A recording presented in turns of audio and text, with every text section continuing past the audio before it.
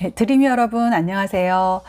벌써 월 말이 돼가요. 제가 한 달에 한 번은 소설을 올리겠다라고 해서 지난달에 이어서 이번 달에도 이제 소설을 올리려고 준비를 하는 중에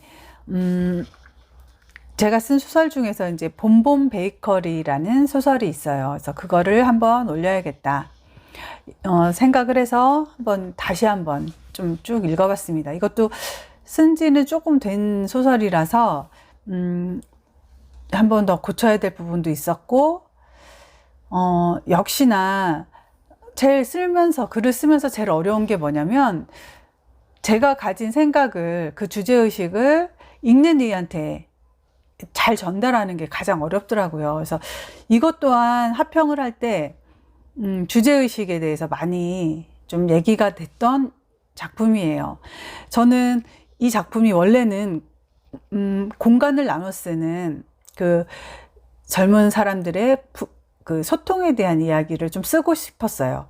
그런데 그 소통이 안 되는 이유가 다 각각의 개인적인 성격이라든지 사정 때문에 그럴 수도 있지만, 사회적 구조가 가진 그런 소통에 대해서도 건들고 싶었는데, 이거는 거의 좀 지극히 그 주인공이 개인적인 사정에 의해서 소통이 안 되는 그런 주인공을 이제 취하다 보니까,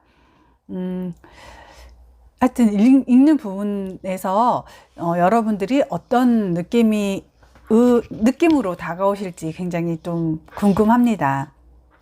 이 여자 주인공은요, 어릴 적 그 성폭행으로 인해서 아기를 낳지 못하는 그런 여자가 되거든요. 그래서 그런 상처 때문에 데이트다운 데이트도 못하고 남자들을 좀 기피하죠.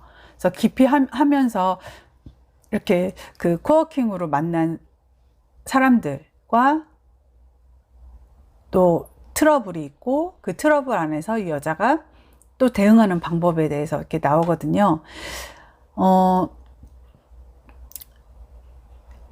여기 이제 소설 부분을 조금 읽어드리면, 이 여자는 상대방의 이름조차도 알고 싶어 하지 않아요. 그래서 그 사람을 이제 이렇게 알 때는 특징을 그냥 별명을 지어주는 스타일이거든요. 그래서 여기 나오는 사람들이 퀼트 여자와 북보이예요. 물론 이 주인공 여자가 이름을 지어준 거죠. 그래서 이름도 모르지만 그다지 알고 싶지도 않기에 내 편의대로 그들을 그렇게 명명했다. 어쩌면 그들도 나를 파티셰라는 파티셰라는 직업명이 아닌 빵여자라고 부를지도 모를 일이다. 그저 나는 아무 관심 없이 그렇게 불러주기를 바랄 뿐이다. 그래서 이 여자 주인공은 정말 세상에 아무것도 관심 없고 그냥 내 할 일만 하는 여잔데, 순간 어떤 거에 호기심을 가졌냐면, 그 부분도 잠깐 읽어드릴게요. 세상 아무 것에도 관심조차 없던 내가 빵에 처음으로 호기심을 가지게 된 것은 김이 모락모락 나는 식빵을 보는 순간이었다. 나에게 그것은 숨을 쉬는 또 다른 생명체로 다가왔다. 오븐에서 꺼낸 틀을 탁탁 쳐가며 식빵을 분리해내는 제빵사의 손놀림이 마치 아기를 받아내는 의사 같았다.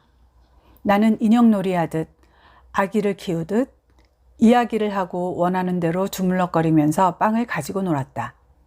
내가 조물주가 된 것처럼 빵을 만들어 죽이기도 하고 살리기도 하면서, 빵은 나에게 먹거리가 아니고 놀거리였다. 그래서 이 여자 주인공이 그 빵이 김이 모락모락 나는 그 식빵을 보고 호기심을 갖게 돼서 이 빵을 배우는 일을 하면서 그 일로 이제 생계를 꾸려가는 이야기가 나오면서, 전혀 남자에 대한 관심, 삶에 대한 애정조차도 없던 여자인데, 그 빵을 배우는 이제 학원이겠죠. 그런 곳에서 자기를 처음으로 따뜻하게 봄봄이라고 불러주는 남자에게 호감을 갖습니다. 그런데 그 남자는 나중에 알게 된 거지만, 모든 그 수강생 여자들한테 그렇게 봄봄이라고 하면서 따뜻하게 대해줬던 남자였어요.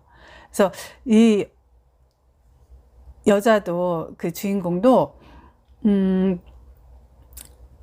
조금의 배신감을 자기는 굉장히 그게 설레었고 그 사람 때문에 봄을 별로 좋아하지 않은 봄을 좋아하게 되면서 그 설레인 그것마저도 수치심으로 다가온 거죠. 그래서 이 여자는 그 남자에 대한 호감이 이제 좀 적개심으로 바뀌게 되는 그런 이제 이야기가 좀 나오고요.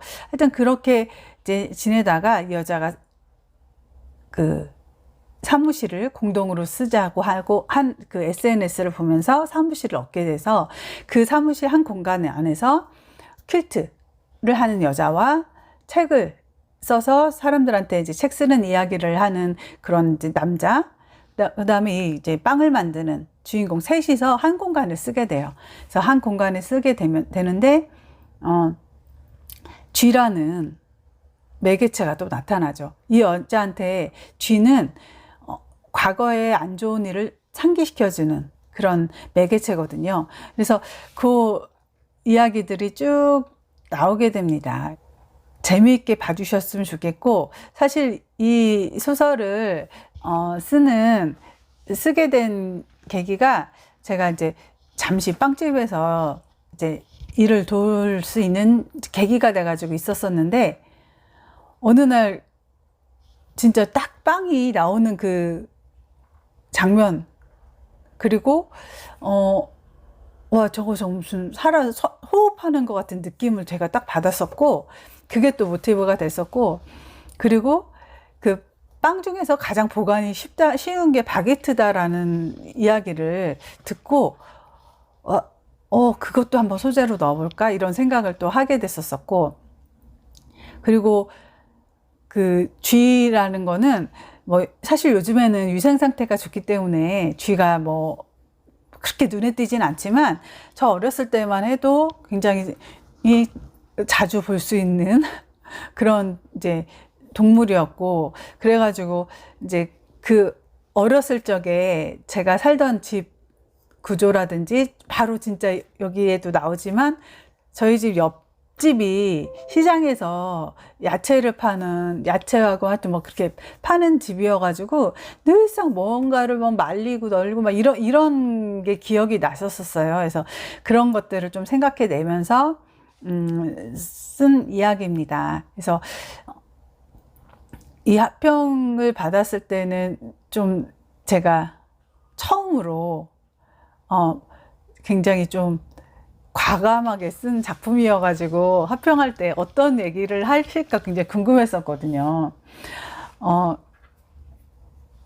근데 사실 지난번에 올려드린 자무스하고 이 작품이 제가 쓴 소설 중에는 제일 난이도라는 게 이제 조금 그런 거죠. 그런 게 좀 수위가 있는 작품이어가지고, 다른 작품은 잘 그렇지 않게 썼거든요. 그래서 한번 또 재밌게 읽어주시고,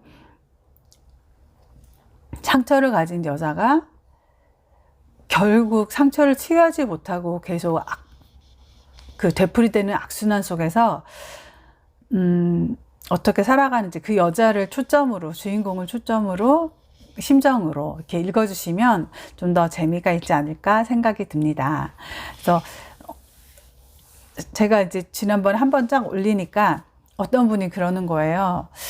이 소설을 한 번에 다 올리지 말고 좀 나눠서 올리면 어때? 이렇게 말씀을 하시는데, 한 70에서 80매 정도 되는 소설을 나눠서 올리는 게 어떨까는 제가 아직 확신이 없어서 좀 더 고민을 해본 다음에 이제 제가 올리도록 하겠습니다. 그래서 저는 이번 작품까지는 한꺼번에 다 올릴 예정이에요. 자, 한 번 더 이제 유튜브를 보시고 아래를 보시면은 블로그를 링크를 걸어둘 거거든요. 그래서 그 블로그를 보고 누르시면 바로 소설을 읽을 수 있도록 해놨으니까 관심 있게 또 읽어주시기 바랍니다.